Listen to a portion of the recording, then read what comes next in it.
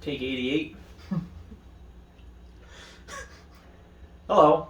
Welcome to our presentation for our health and safety program.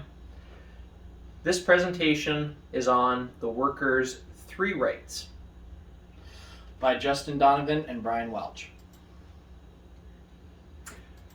What are your 3 rights? Your first right is your right to know. This is a worker's right to know about all health and safety risks within their workplace. The right to participate. It's the worker's right to be involved in health and safety discussions, meetings, and all training programs. And the third and most important right is the right to refuse unsafe work, which is pretty self-explanatory as it's the right to refuse unsafe work. You got to be responsible with this one. It's a serious right to exercise.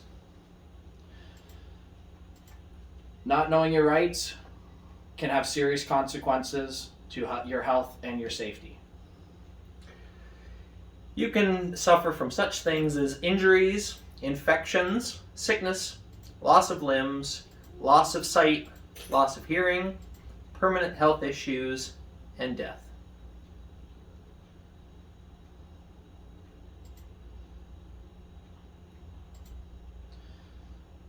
Know your rights. It could save your life.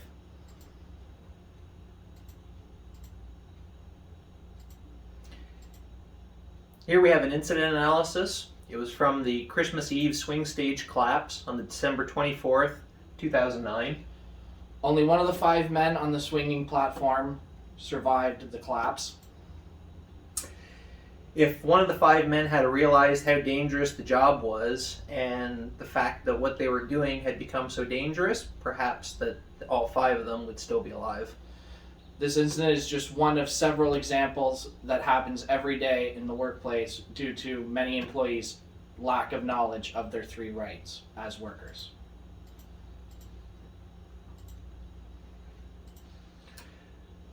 Through our research, we have developed some questions and recommendations in the area for improvement. Ministry sets minimum safety standards for all employees, supervisors, and sets out duties and responsibilities for both of them. The following are 5 questions regarding what is important to progress further expanding on our culture of safety.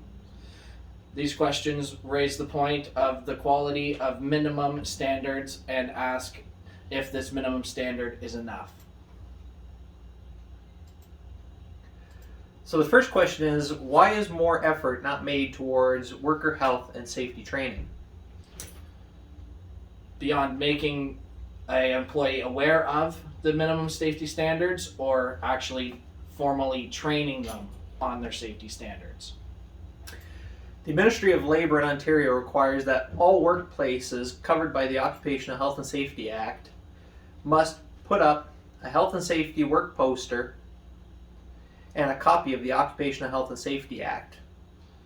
Nothing about telling employees where to find such information. There should be some mandatory training focused on the rights of the 3 workers' rights, fully explaining how the rights work and everything that is covered under these 3 important rights. So there's a stigma about the right to refuse work. Many workers feel that it will lead to them losing their job if they use this right. But if they had the proper training and the proper knowledge on this right, they would understand that it can't be used against them. What can workers do to improve their health and safety? So first off, you have optional safety courses and government training aids.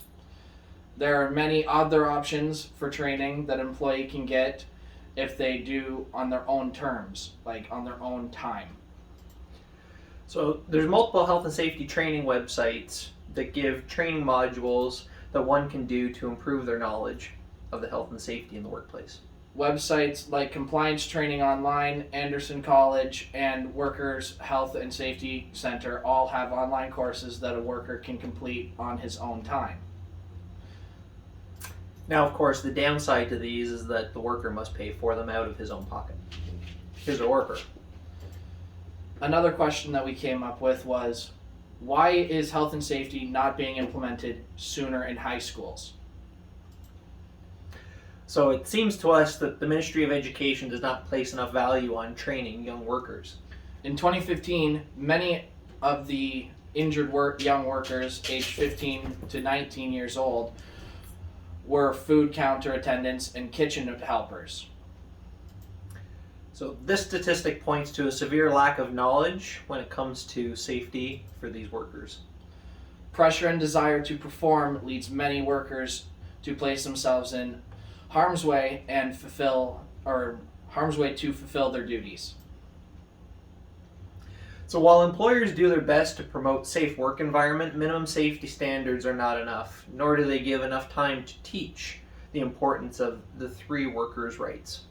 The European Agency for Safety and Health at Work has taken the whole class approach to promoting and teaching health and safety in their high schools. So what can employers do to improve health and safety training? Unionizing, promote safe work practices, and adhering to standards beyond what is set out by the Ministry of Labor. So unions have a significant impact on health and safety practices, both in training and worker implementation. Using workers' compensation claims data from 2012 to 2018, the study found that unionized ICA construction companies had a 25% lower rate of lost time injuries than non-unionized ones. Unionized standards towards employee education, however, are more expensive and more expensive in the long run, and cut down on lost times and lost productivity, equaling they're actually better for the bottom line of the company.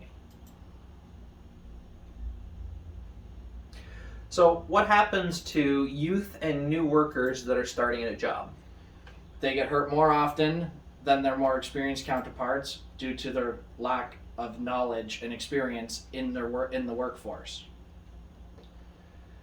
They also have a tendency to put themselves in positions where their health and safety has been put at risk in order for them to complete a job.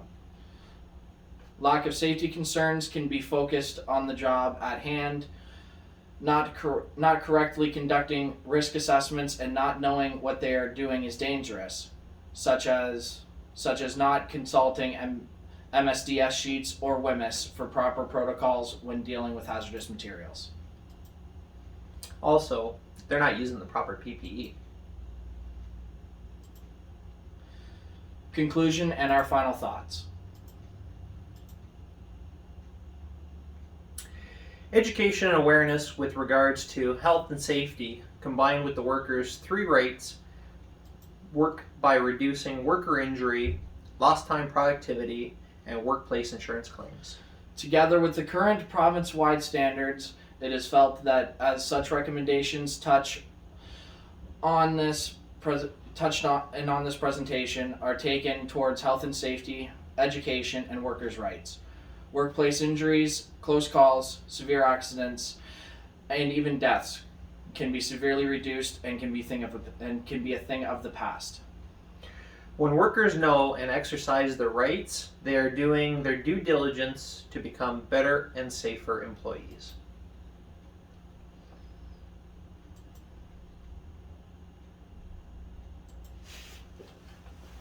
This now brings us to the end of our presentation. We hope that you have enjoyed watching. Please like and subscribe.